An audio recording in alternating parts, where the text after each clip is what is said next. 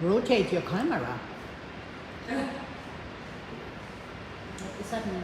Yeah, So because it's it wants you to be It wants you to be portrait for live, portrait, yeah, for not live. landscape. Turn your camera vertical. And you'll just have to widen the screen so that the two of them are in. They are. It's working, okay. Yeah. Is it on? Everybody Yes, it's on. Yeah. Last Monday there was an event at the Coconut Grove Women's Club wherein the 13 remaining of the original 16 candidates that are running for District 2 had a meet and greet. And the format of the meet and greet was that they all introduced themselves. They all were asked questions at random, which they then had to answer and put some of the candidates on the spot, which is kind of fun and interesting. And then there was a lightning round in which they were asked questions rapid fire and they had to answer yes or no.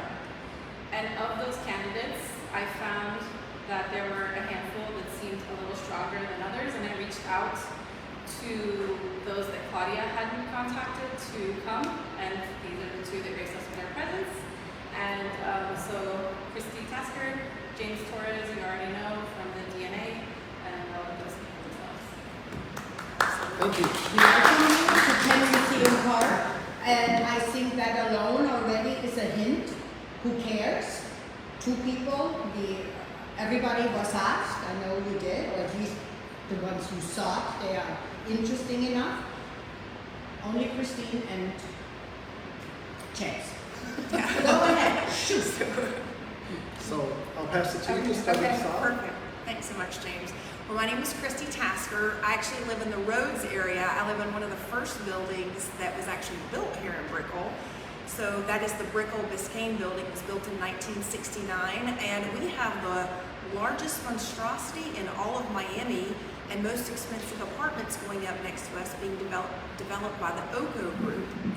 So I became involved and actually moved to the Brickell area almost 5 years ago.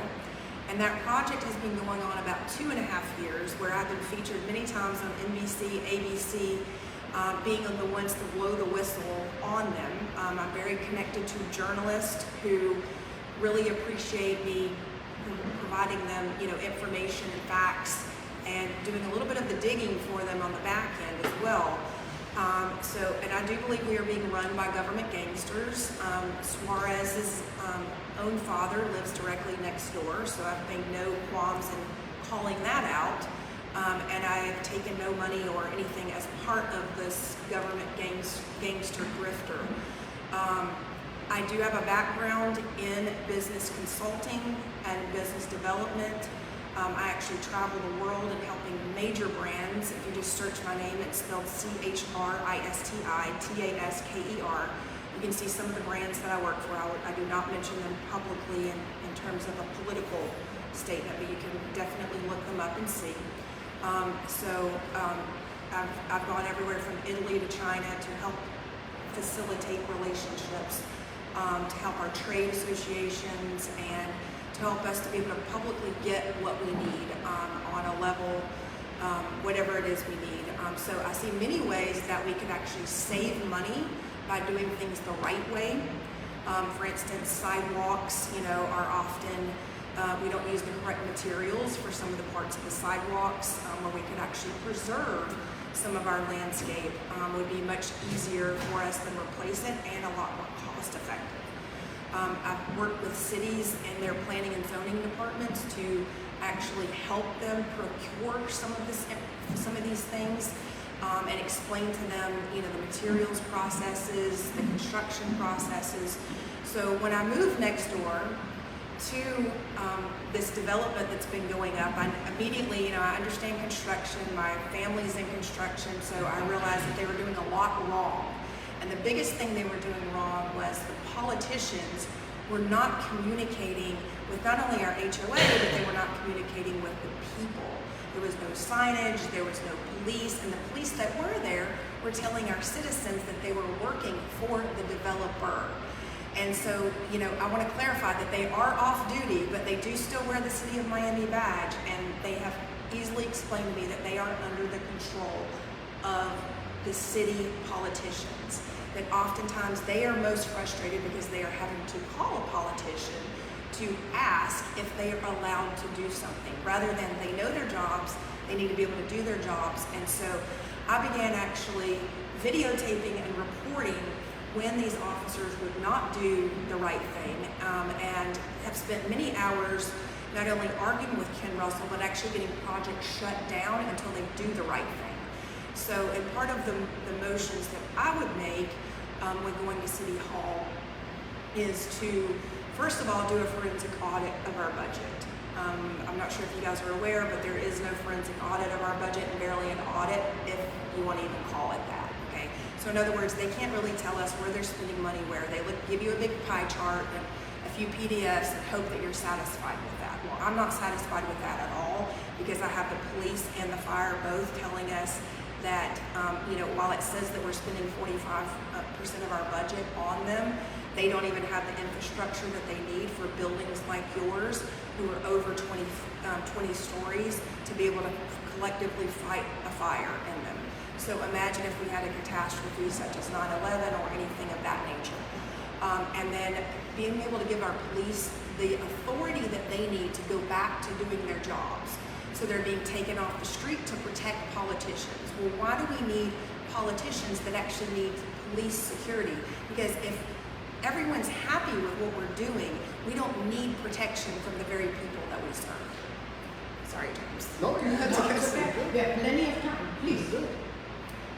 Thank you for having me. James Torres, Claudia and Jessica, thank you for putting this together. I think this is really going to give you a sense of who we are as candidates and who we are as persons. I pride myself as being the president of the DNA, which is the Downtown Association for all of us. As we know, there's about 40,000 strong members part of our alliance. As I started sharing earlier, I got involved with the whole scooter initiative that was put out as a pilot program. I do not agree with the way it was set up. I never agreed with the pilot program. However, I do believe in the last mile. And that last mile has to have stakeholders present to see what we want to do with it, right? It's not the right thing where you have certain commissioners that say, this works for me, doesn't work for you, so downtown got the brunt of this problem. I was able to champion most of that, going to City Hall, actually having conversations with Ken Russell that we agreed to disagree on certain things, because I went to him with proof of what was really happening here. When you get to the point, especially on a Christmas Eve night, when there's all these scooters running down Biscayne Boulevard and the police are trying to catch them, right? Because they installed that program and said, the police are responsible. And I'm like, how is that possible when they have other things to do that are more pressing than the scooter program? So I was able to put video together, and it so happened to be, it was the 27th of December, went to City Hall, and I just kind of stood there and showed the video. I said, I don't need to talk. This is what the problem is. At that point, the program started getting suspended. They were looking at certain things that needed to happen. So that's really what kind of opened my eyes to something that I wanted to get involved in, knowing that it wasn't easy, and I accepted that challenge because we have a unique situation in our district, and especially this end of our district. We're managed and or overlaid by the DDA, which is by Manolo Reyes, the trust with the parks behind us. Then you have the county with Higgins. Then you have Hardeman with the arena park. Then you have Alex de Portillo with the Army CIA that kind of bleeds into this. So I've had to kind of bridge these relationships as an advocate, because at the end of the day, and I've been on the record, and I will say this again, I'm not any commissioner's puppet, number one. Number two, I have not accepted any funds whatsoever, either on a PAC or a campaign account, from anybody, other than the people that I've reached out to in terms of friends and family. And it's been hard raising because I think we're kind of going up some big machines that are out there, right? As a lot of people have been stating. So when you look at this, I want to make a change. And the change is very simple. We need to incentivize our downtowners. We need to let everybody know that we have a voice. Far too often in City Hall, what they always say is, who cares about downtown, right? I intend to change that. I intend to say there is a sleeping giant that is a voter. Because far too often we get a commissioner, number one, history will prove it. There's never been a commissioner from downtown. There's never been commissioner north of the river. It's always been all about the Grove. Now, I'm not segmentating the Grove because they do have votes. And what we need to show is that we are also a voter. And we just need to get out there and do the early voting or the actual voting, right? So when you look at that, what have I done, right? I can talk about my personal resume, but you guys have all access to that. And I can talk about the advocacy that I've done for our community, but not necessarily just our community, because as you know, we have a board of directors and we sit down and we take feedback from everybody and we kind of champion the agenda from there. And then from time to time, there's things that come up that are more pressing than others that we have to kind of change. So it was tough at first for James Torres to walk into a commissioner's office and go, we need some reform on our parks. We need to talk about the infrastructure. We need to talk about the construction. And the biggest issue that we all deal with, that's touching us all, is the homeless issue. I've gone with the Homeless Trust on their audits that they do on evenings twice a year. And I can tell you this, when I tell you between the river and the 836, there's a population of homeless of 538. Let that sink in. That's what we're dealing with. Now, I'm not into this to criminalize it. Never have and never will be. I've been looking for a viable solution. I have agreed with Commissioner Joe Carollo that something needs to be done. I was not 100% on board with the whole let's do the Virginia Key thing, because I kind of feel that was a wheel to get things rolling with the county and the city. Because the funding, we have to go to the county because of the big conglomerate of what they have. So when you look at the rest of the district, especially the 538 number of homeless, let's go further south. The Grove has about 12 based on the numbers. Out of 12, 2 of them end up showing at City Hall all the time, right? Because they walk over to Peacock Park, right? So when you look at James Torres as an advocate, as a champion for your guys' idea, I understand what it takes to work in this field. I know the definition of a commissioner. It's not, hey, I'm going to fix the potholes and we're going to do this. It's bigger than that. It's being able to champion ideas, agree to disagree. I will tell you this, I cannot go in there and become Superman, because I'll get a bunch of kryptonite and we're never going to succeed. I have to go in there very smart and intelligently and say, hey, I'm the Clark Kent of this, and I'm going to flex when we need to, because I will always be a champion of where I live, first and foremost. And when I say that, it's no disrespect to the rest of the part of the city. It's just, I bet you if I ask for a raise of hands right now, ask yourself, in the last 9 years, what has happened with our previous commissioner in this part of the city? It's not going to be favorable. What's that? He's only been here like twice. And the times that he has shown up has been ribbon cutting. One time he was skateboarding. Okay, so think about that. Is that what you want in a commissioner? I don't. I want to make sure I'm present. Most of you do know me. I do community events. I do town hall meetings. I look at it from a bigger scope, not just one dimensional. I take it to the city level. I've been able, wholeheartedly, the noise ordinance exemption that affects this part of downtown, I've been able to champion it, and I'm very proud of that, and I'm very humbled by that. Because I do recall that I went to every commissioner to talk about this, going back and forth, had information. And what kind of helped our cause was the Venetian Causeway that called us, that are not part of the DNA format, and said, we need your help. So that gave me the idea to bridge that, and also reach out to every commissioner and go, we have a problem, and we need to solve it. I was able to get 2 commissioners that agreed on first reading and second reading. When it came second reading to pass the ordinance, our own commissioner was ready to pull out. How do you think I felt? How do you think the constituents of this district felt? Because again, the noise ordinance is not just for downtown. It excludes ultra. It excludes events, right? And I understand that, because it's a bigger thing when you're looking at this entire city. Yeah, have a good time and party. I get it. I'm all for that to a certain degree, but let's respect the residents. And this ordinance, we just needed 2 sentences changed out of that. And it took months to get that. Item 36.4 and 34.4, if I'm not mistaken. We were able to change that. And I'm proud of that record, because we championed it as a community, not just as one-dimensional downtown as people look at things. So that's a high overview.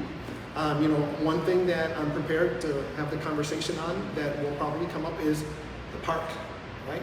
That concerns us. Once that questions come out, I'll be more than happy to address that. As far as the role of the DNA in bridging the gaps to address some of these things. So I don't know how you want to do Q&A or... I think people just ask questions. Sure. Why don't I? Did you want to limit it to 2 or 3 minutes? I was gonna say, do you want me to even, I can respond to even a couple of things that you've said, like Oh, noise sure, ordinances. yeah, sure. I mean, just to kind of tell you, Sure, because yeah. I'm about solutions, so no matter which one of us you decide to vote for, so when it comes to solutions, with that noise ordinance, do you know that they were actually violating it anyway? They were violating the existing noise ordinance that was already in place.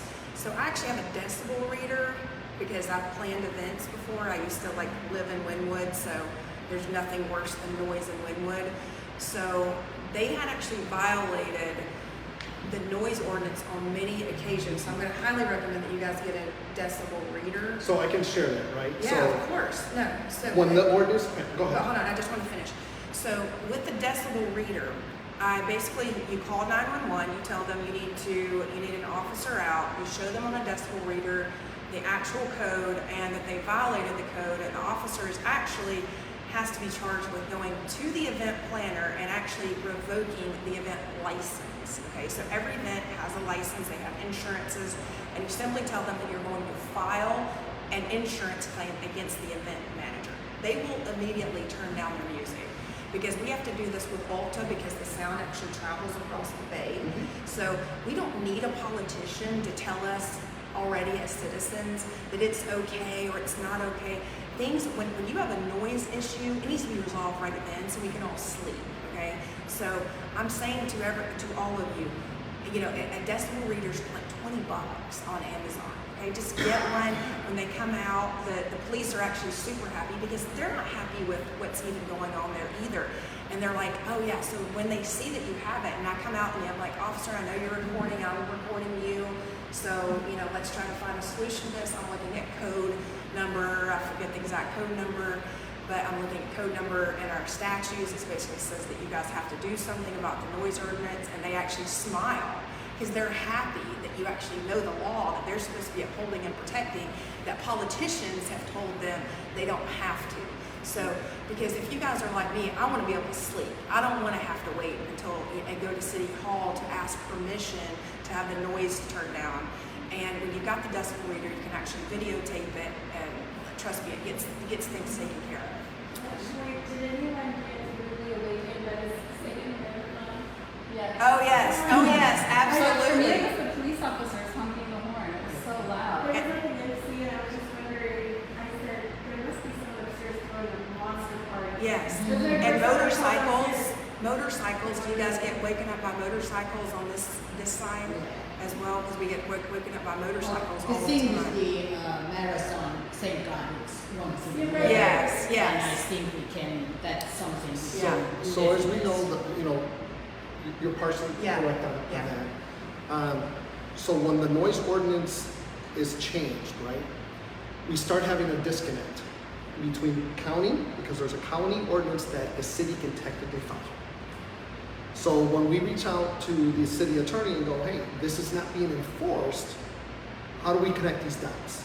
Okay, as most of you know, we're kind of having that high level conversation right now with city and code to say, when PD goes, we need to make sure that code is there, because there is a decibel there, so you're right on that. But there are times that even our own area is not 100% familiar that it's been changed or altered or followed through. So when we reach to the city attorney, what we're looking for is to making sure that they're able to send out a mass comm to everybody involved, that this is the way it is. We do know that, and we have the commitment from code enforcement, that you are to call code enforcement after hours. We have paid for additional hours during ultra and bigger events. The DNA has gotten approval to do that. But they know that when these complaints come and happen, that they're on this, right? But if you're just solely calling 911, that's a low priority call, right? If you're calling code, that's documented in a different level because you're gonna have to give out your personal information. That report is generated, and when I call over there, I go, hey, they're complaining over here, over there. They'll track the call. It's easier for me to track it through code versus MPD. So, yes, you're correct on But the most of that. 911 system, I want to say this, the 911 system is the only, it's a federally regulated system. It's the only system that the county and the city cannot wipe clean if they decide that they're going to. It's whenever we're dealing with government gangsters, I call 911 and highly recommend that the citizens do the same thing. Well, you know, interesting related to the sound. When I first moved into this building, the club space was horrible. I am second to the last unit, so 44 to 46 on this corner.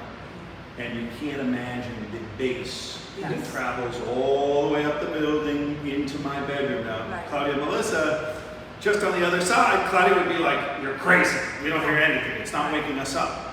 But there is a barrier in our building, maybe the way we're situated with the rooftop. Maybe she doesn't hear as well as I do. I don't know. But we were hearing it waking up. Now, we're the developers behind the Paramount Miami World Center. We're also doing Legacy Hotel. Sound is a big issue for us back here because people will not stay in our hotel Right. if they're being kept awake. People have moved out of Paramount because of the sound if they're on the south side of the building.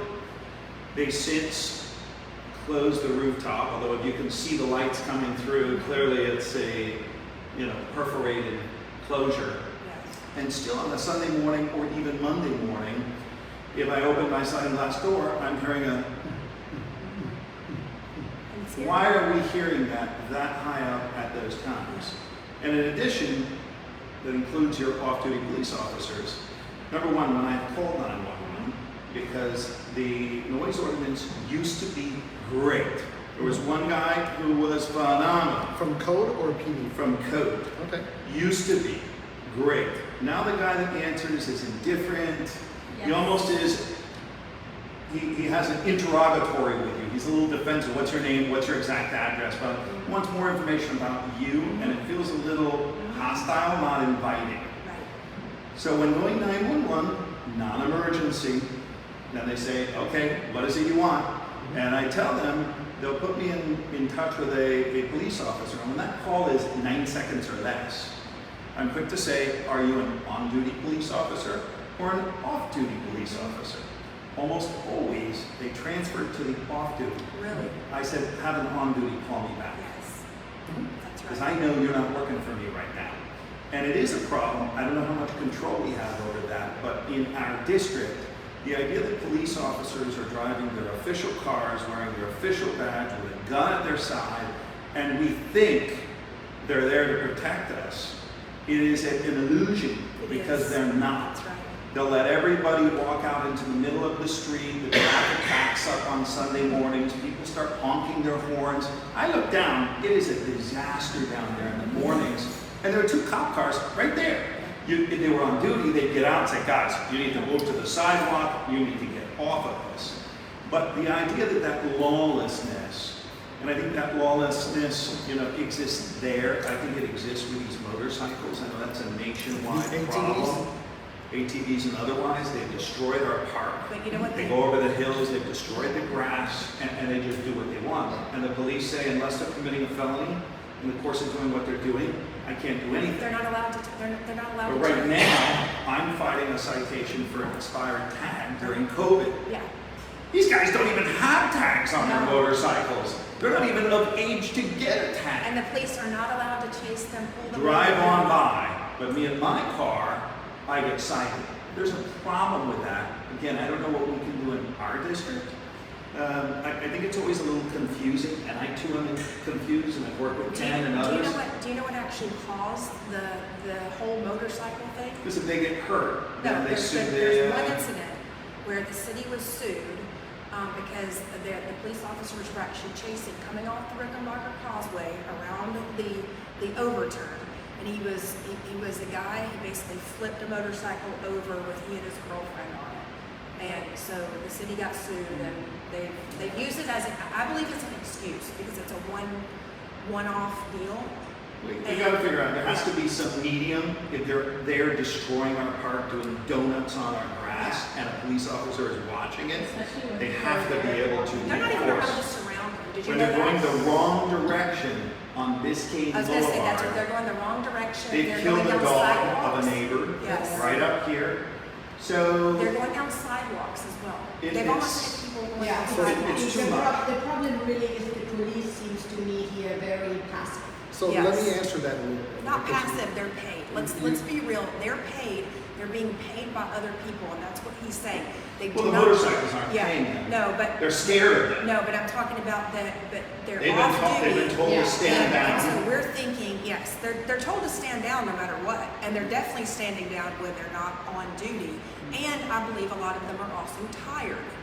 Okay, I mean, like when they're on duty, you know, they're a little bit fresher. But when they're working off duty, you know, they're a little more lax and Duty. yep. So let me answer a little bit of that, because I'm very much familiar with what you're talking about, right? And I will say this, the way we said it when the DNA made the agreement, the confidential agreement with Ultra, right? Live, work, play, coexist. There's two ends of the scope, right? Residential and entertainment, space, 11, etc. We've had several conversations. You're aware of that? We've had several conversations. When we took all the complaints and we had a conversation with code, we invited the code director. We actually went to the facility. We actually did noise level testing. And during that, we discovered that there was a leak. Open the door a little bit. Sure. It's There was gonna a, get noisy. yeah, motorcycles, ATVs. Oh. We discovered during our tour and our assessment that code was doing that. There was a leak on that transparency roof that you're talking about. Yep. So when we asked them and we sat down, and I don't want to get too much into the conversation because there's ongoing issues there, in a positive way. They are updating. They are changing the way they mitigate noise in the club. The respectable decibel level that the city has, I think it's 65 or 75, if I'm not mistaken. So they have to adhere to that. Which they never do. Which, yes, There's always they some DJ, and they do it until 5 a.m. where 5:30. the presumption is you're sleeping and you're going to be too annoyed to call. So by 7 a.m. on a Sunday, it's a little more suppressed. Yep. But you get a DJ, you give a DJ a volume knob, 75, 75, you know. But I can tell you, based on where we're at today, we've been able to mitigate less. There's I less think it is complaints, better. right? I think it is Now, better. why is that? Because you have an advocate like myself that is constant after these topics that we need to address. Number one, right? We have to coexist with them because they were here. We're building around them. But there's future plans for further development and things like that, right? Their days are. And one of the things that we've always turned around and had the conversation with the owners is saying, hey, work with us and acknowledge that there is a working population. If you understand that and see that, give and take. And they're kind of doing that. We're not at 100%, and we need to get there, right? But I was That's always the goal. told that they received 3 citations, they would lose their license. They're Correct. supposed to. That's the reason they And, won't say. and I was responsible for 2 citations. So, I can't imagine the third was impossible Right. right. to give. I know the guy that was working, who was the great guy with code enforcement, and he would say, I'm going, I just wrote them their citation. So I what- just gave them their second citation. So what does this come down to? You have a very valid complaint. This comes down to our city government not being held accountable, period. And that's what I've been able to discover as a voice for you guys. It's the constant excuses, the pushback, right? And I'm like, why are your hands tied and yours aren't? Why do you have a great guy that's trying to do his job, like the guy you're speaking of, but there's other issues behind that? So I intend, when I'm there as your commissioner, to making sure that everyone is held. Our concerns are in our district. And there's a lot of them. Again, I'm not going to be Superman because I'm going to get kryptonite, right? But when you also look at the park, which is a huge issue when the ATVs come this way, right? It's because the window's open, so I'm thinking I'm facing that way.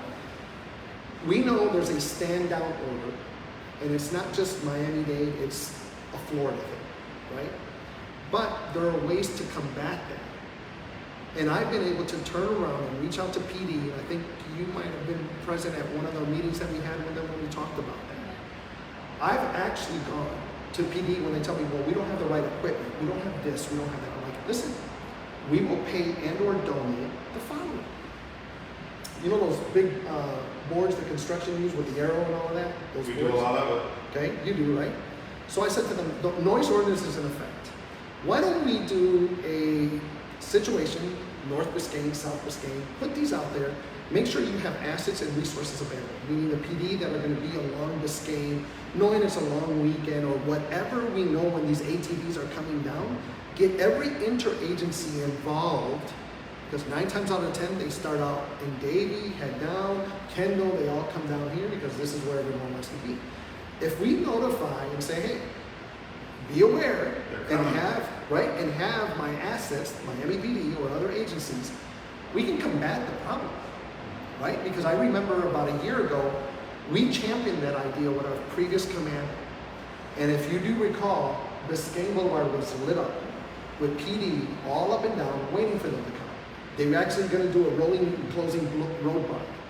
It succeeded and it also failed because they got wind. They sent out scouts and they kind of deviated from that. So we've been able to do that. So again, it goes accountability top down. How do we get there?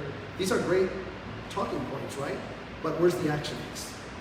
And I've been able to roll up my sleeves for this community that I love and care about, because when I moved out from Arizona to here, I stayed at the Hilton. I canvassed, I bought, I rented, and then I purchased where I live because I love this area. I also knew what I was getting into. The noise, the construction, the flooding, I get that. And I've waited 9 years to see if there's any changes. And there isn't. There's zero. There's So been some let's- good ones, but one bad one is there's been more, I won't say crime, like we've had 2 people who stumbled to our doorstep at Paramount, who don't live there, who have nothing to do with us. They just see the shiny lights and it's heaven to them because they've been stabbed 6 times or shot 4 times, and they crawl to the front of our building and then 19 cop cars show up all thinking it's us. What was your name again? TJ. TJ. Let me share that. We are. That's scary that that's So happening we need to over open here. it up a little Sure. bit because, so let's move on.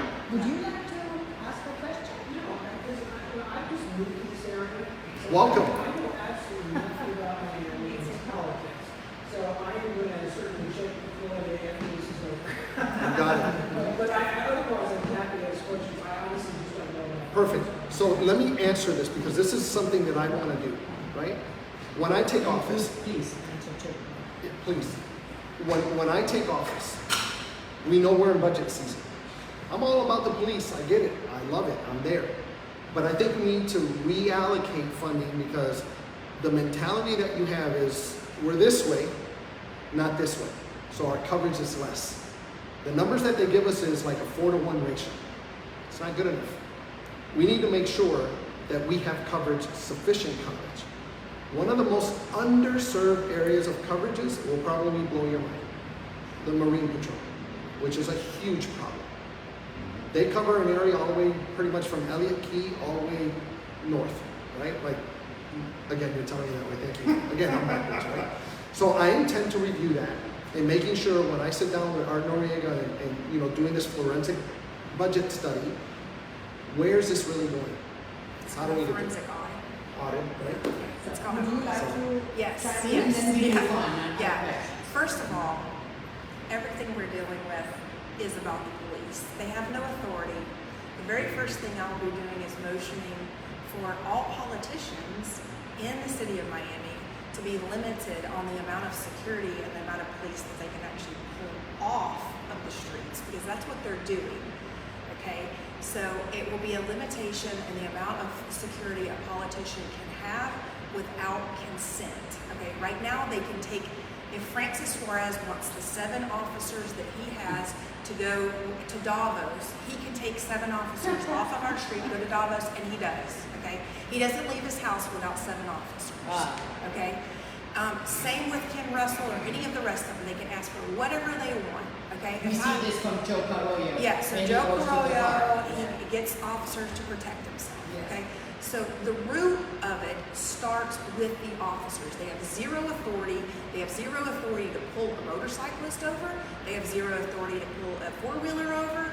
And so I will be looking at every commissioner there and saying, you know what, I'm videotaping, okay, because again, videotaping, people don't like to be videotaped, okay? You may not like it, it doesn't really matter. It's good.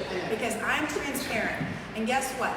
I'm gonna sit there and I'm gonna tell them, hey, listen here guys, I'm making a motion for number one, you to have limitations on the amount of security.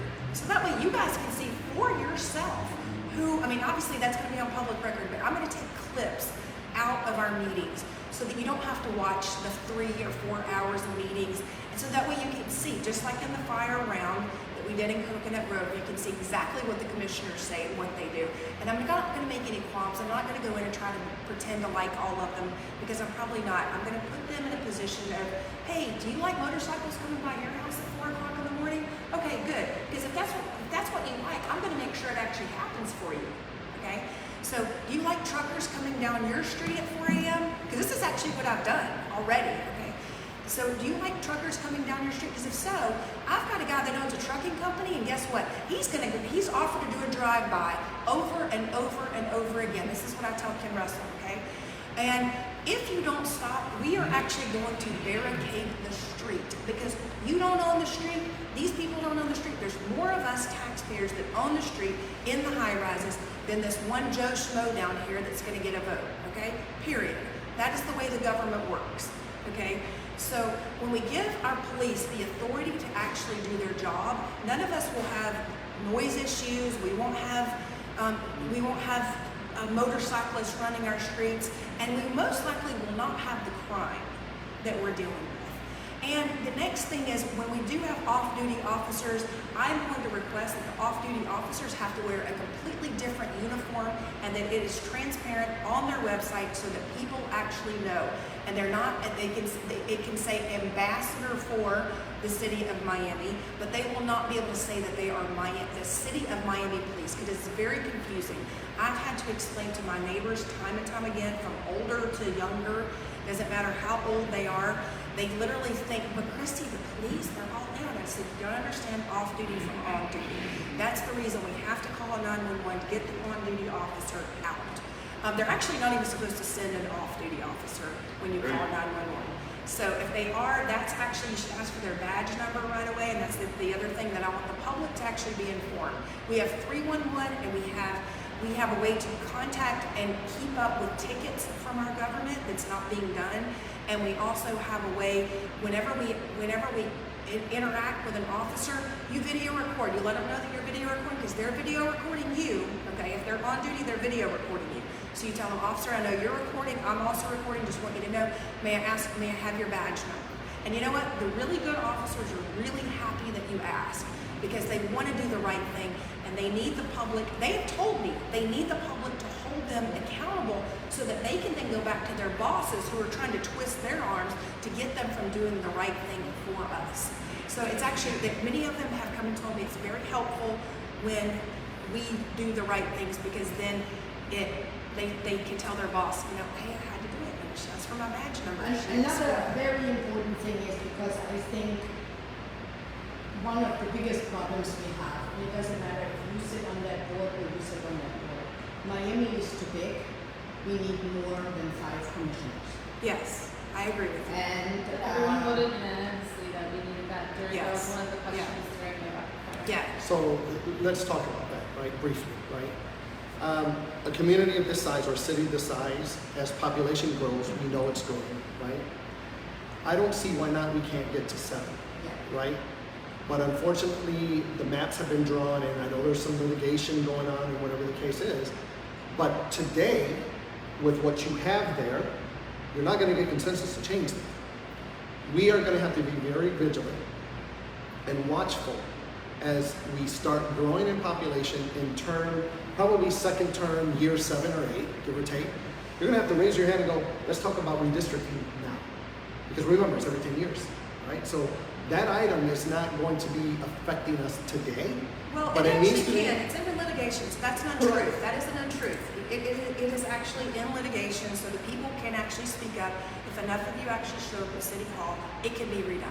There's nothing they have done that cannot be redone. So And so isn't it so that actually if commissioners would agree, I wanted to ask you, I want to ask you a question developer. also. I know, and because I'm curious because you're a developer. Okay, so what do you see? I mean, as you know, because I've spoken with William Riel and a couple of other developers. What do you see that number one, citizens? You know, I mean, you're speaking about the police as well. So It needs to be done responsibly, and good developers do that. They work with the cities, they work with the neighborhoods. You know, it's remarkable how beautiful this zone is. Marquis, a beautiful building, 10 Museum, 1000 Museum, 900, Marina Blue. And you look over there, across this, and the UDRB approved what I would refer to as bricks. They are brutal, very low income, and we will live with them for a long time. And it's one company whose name I won't mention who does all of them, but somehow they get approved. I think there is an aesthetic responsibility. I think there are setback responsibilities. One of the beautiful things about Paramount is we have that garage. We put our pool and other things on, which created this setback so that people at 900 and Marina Blue, if you're on the backside of the building, you're not, you know, asking for, you know, tea and cookies. right. There is this interior view that's quite beautiful. So, you know, as we develop this area, we have a huge opportunity. Partners in the project and in Miami World Center, Nick McClany, Art Macone, all the guys, all of us went to MDX and FDOT when they've been doing this new expressway. And we got wind that the new drop-off, which is on North Miami Avenue, was originally 2 lanes. And we went to them and said, listen, if we could do Brickell all over again, would we do it the same? Probably not. You're doing the same by doing 2 lanes. Well, believe it or not, after 3 or 4 sessions that we went all the way out to their offices, and they even said, we rarely agree to do something like this, but what you've said makes sense. It is now 4 lanes coming off of this to Miami Avenue, dedicated turn lane, 3 lanes to the next one, dedicated turn lane, and then 2 and 2 as it gets to Biscayne Boulevard. That's going to make a world of difference when it comes to traffic. You know, more and more we have so many events down here, and that's what's very frustrating and infuriating when they talk about brighter billboards, when just the little light from the 11 sales center, the lumen is so intense that it actually changes the ambient light in my unit all the way up there. Yeah. I see, you know, the slow light changes as the imagery changes on that.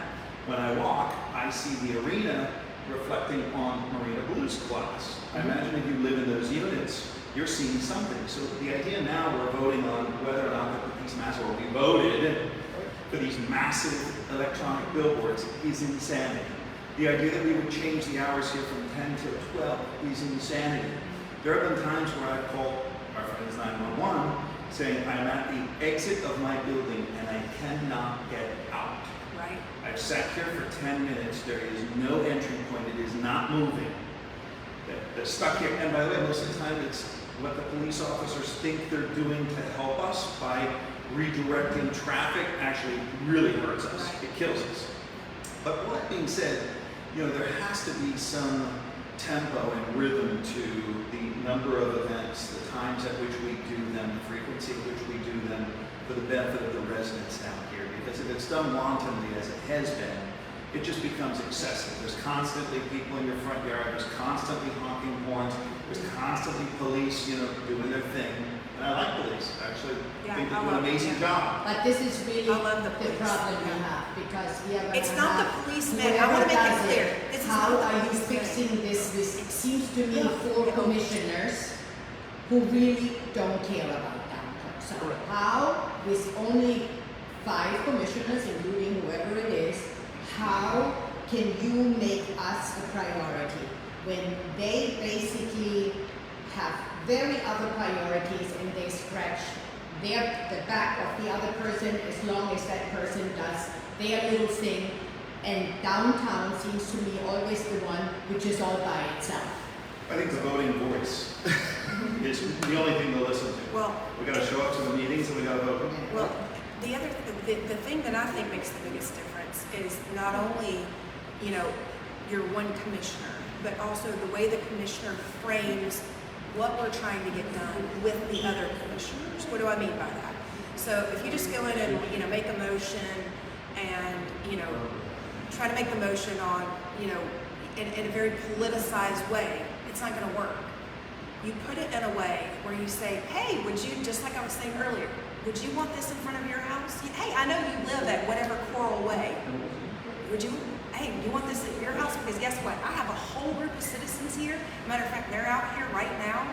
Or maybe they're listening, you know, on, you know, Facebook Live or on the city meeting, because that's the other thing. I want you to be able to comment so that I can ask questions during the meeting, okay? So what do I mean by that? So in other words, you know, if you have questions during the meeting, or say you are watching the city meeting, you do have time while you're working or whatever, you would be able to actually ask me questions like, hey, can you ask them this? Can you ask them this? Listen, I'll ask whatever you want, but at the same time, I'll also frame it in a way where they realize this will, you know, if I don't vote with her, I could be dealing with this at my own house. Okay? That is the only way we're going to get anywhere. Because listen, it'll only take one time for, listen, with the whole motorcyclist and the four-wheelers, listen, one time, listen, I'll go out and actually ask the guys, please drive down this street at 4 a.m. You know, they're not wanting, and they will. They will, because it's not that hard. Something novel. Yeah, Could so try it's it at least. Hasn't been done. It's actually very basic, and because they're all somewhat together, they're not wanting to do it to each other. So I'm not trying to get It's a little along bit with of all a of them. problem. That's a little bit Yes, my problem. And one has to be really tough, because it seems to me like Carollo has at least two who are his best buddies, and that in itself is already. You know, I get that and I understand that. I think, you know, it was a learning curve for me when I got involved, right? I was even criticized by our DNA board. Hey, why so much this way, right? Why so much with this commission? Well, all such purposes is I have to have relationships with all of these commissioners, because what affects us, right? And you have to have consensus, and I am a consensus building candidate. I always have been. You know, there are some of you here that see me do what I need to do for our own community. But again, I'll preface this. It's never been about my community, it's been your community. You guys know that I'm all open book. And what is it you're looking for and how do we get there, right? We may have always agreed to disagree, but I always will tell you, here's the viable solution, because why? We may be commissioners. I'm only one vote out of 4. That's facts. I can argue until I'm blue in the face, but if there's 4 going one way and one is sitting there, you're not going to get. What are you going to do if you can't get the other 4 to vote? Well, you have Are to. you willing to go the extra mile? I don't think it's willing to go the extra mile. It's where's the feature and the benefit for the residents of the district. That's part of it, right? Because there are some ordinances. But here's the thing: you're dealing with commissioners. I hope you don't mind. I mean, I'm literally like going, what? As long as you don't get combative, we're okay. No, I love that. This is but what we I'm want. saying This is, is right. because this is just a discussion, right? Mhm. So you're going to have commissioners that are not in your district. Of They course. don't give a rat's tail about any of us. With any of us, whoever is elected, you're going to have to convince the other 4 commissioners to vote with you. And you're not going to get them all, right? Sure. But you just need 3. So what are you going to do when you've got a person on the fence? Are you willing to say to them, listen, I'm going to bring my people out to your house. Let's say there's a protest or there's something going on. Are you willing to frame it for them so that you can bring that, whatever it is, like the issues that we're talking about mostly are noise, okay?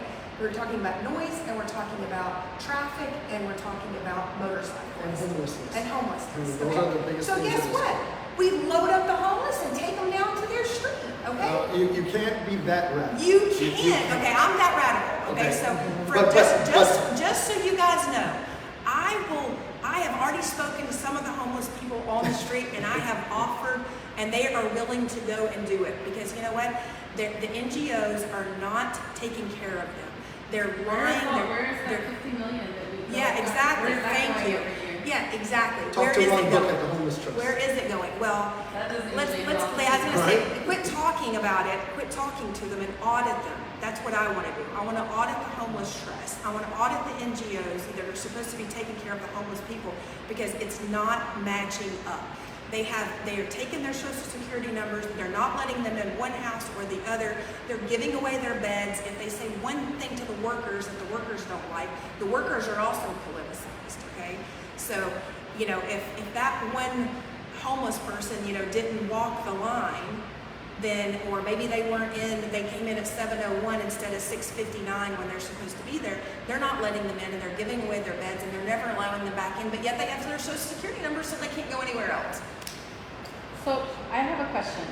We live in a city where the perception or concept of having manners is questionable. Having what? Manners. Manners. Okay. There aren't very many people here that have manners, personal manners.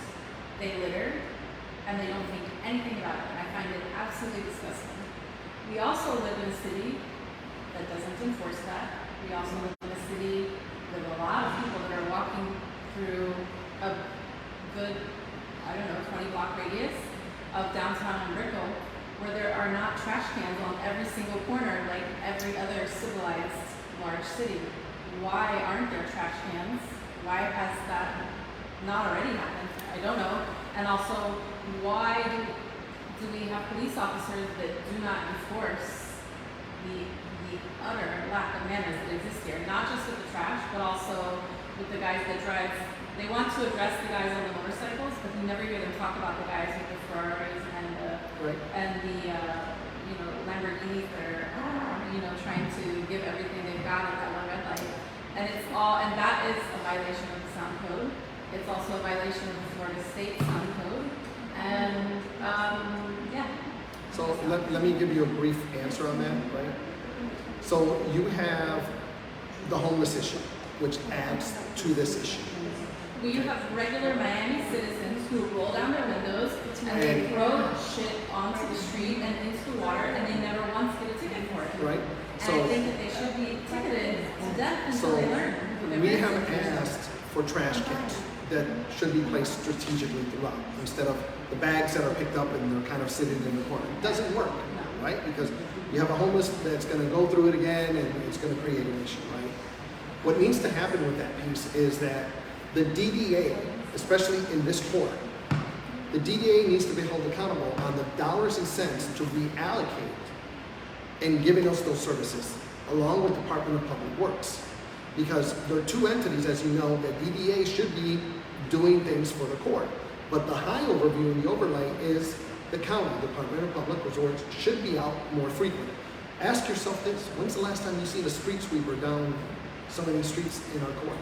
Probably once or twice. I've seen the guys with the yellow shirts, right? Those are DDA. picking up trash, but there needs to be a fixed trash Correct. can on the corner, just like So there's in New York the City. answer we have gotten They from get picked up right the now. answer we have gotten from time to time, the reason they don't want to put them out as much is because it draws the homeless to go and pick from that, and they don't want that image. And I go, well, then I have Jane Doe, for example, that has her cup exactly what you're throwing in and just kind of throws it there, right?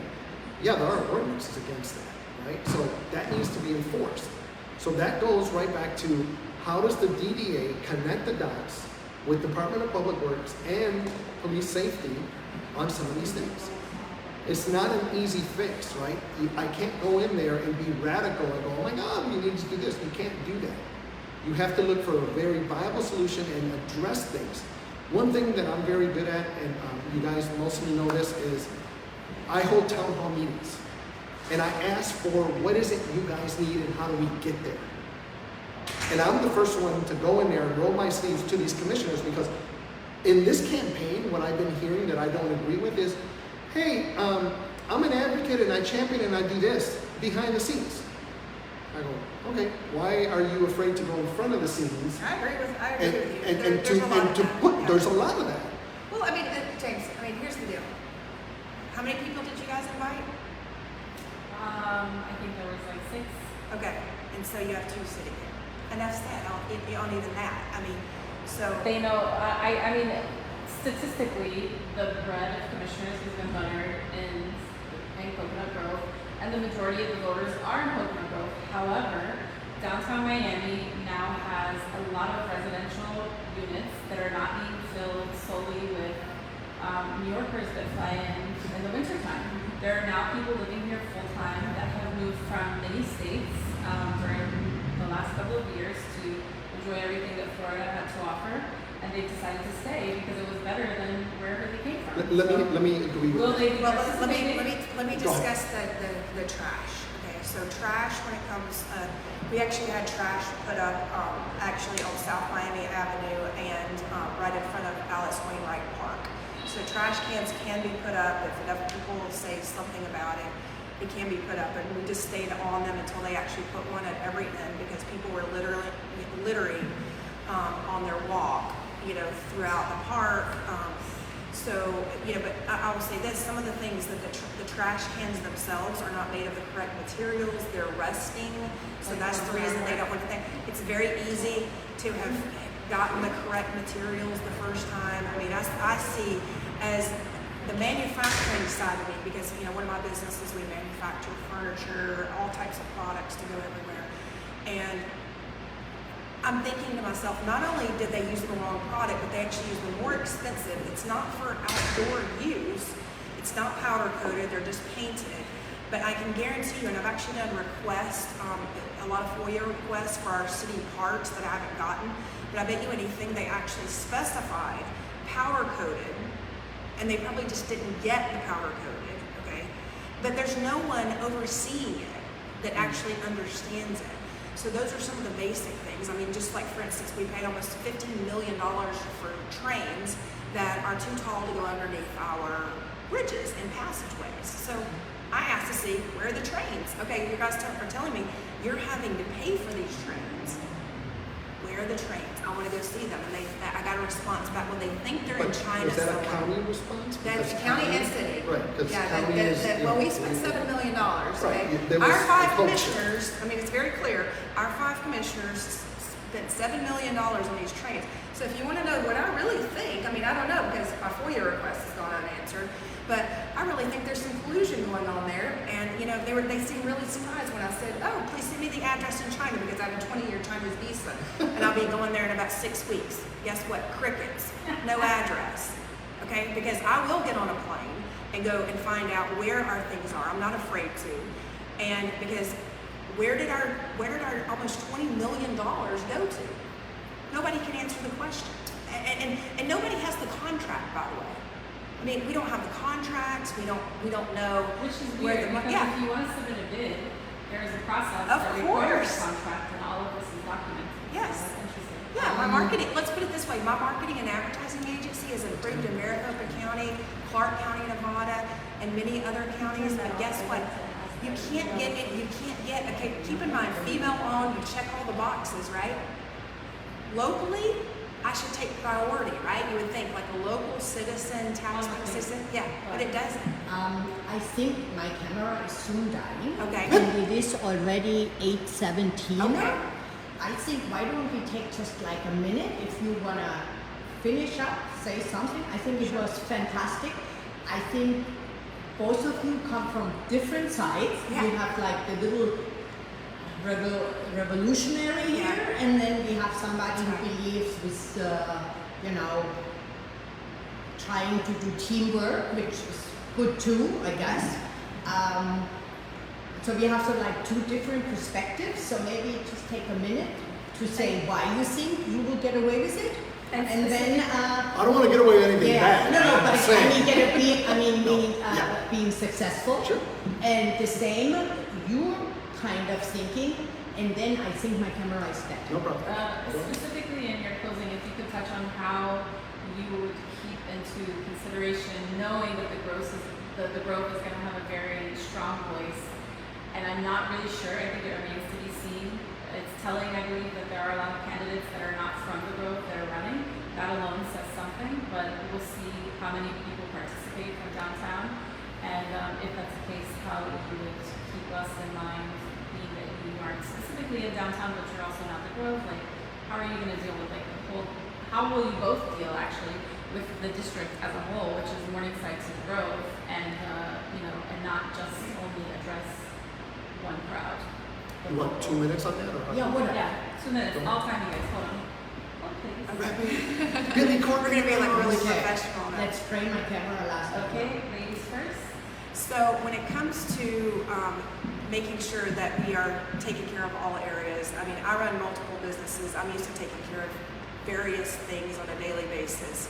And we're absolutely, basically like almost 3 different types of population that we're dealing with here.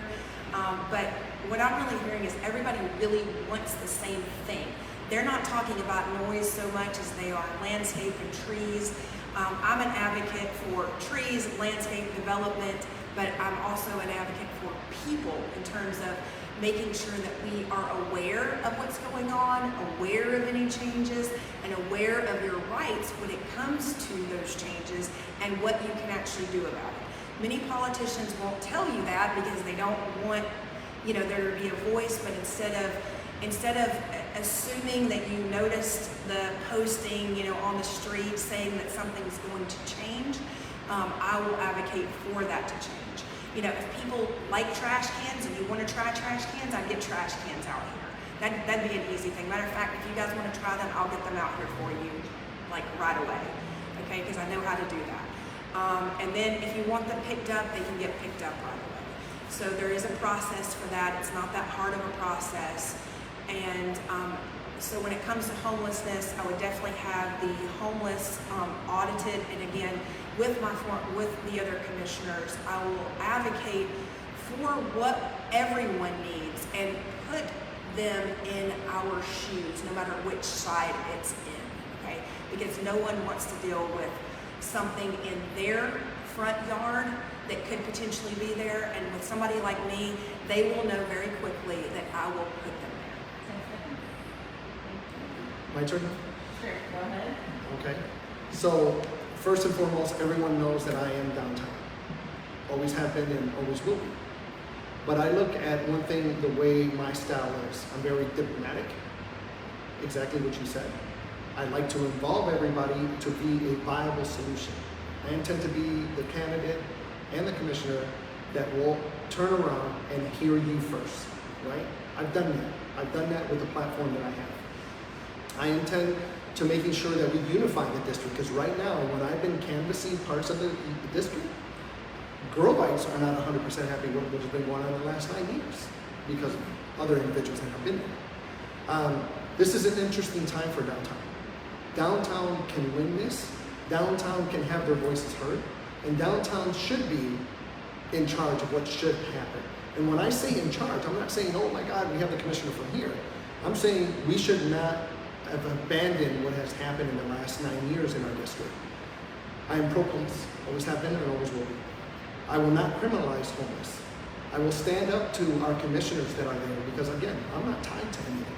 I may have the relationships, but at the end of the day, I can dance with the devil, but I'm not going to marry that devil. And that's the difference between myself and some of these other candidates. I will always push and ask the uncomfortable questions because at the end of the day, when these advocates, and I go back to that, say I'm working behind the scenes, well, I'm not watching The Wizard of Oz. Come out front and center and ask these pressing questions because your constituents are the ones that need the answer. Because if I'm not there in November, we know why, because I failed you. And I'm not in this to fail. There's my 2 minutes of fame. Okay, thank you. Thank you very much. We are going to put that on. You have our approved by Highly candidates. educational, Yes. and I wish more people would have come, but they can listen to it from some. I'll share it for sure, absolutely. I will send it to you. Yeah, okay, send it. perfect. Please. Thank you. Thank you Thank you very guys much. for Thank you for having having us. us. Thank you for organizing. I was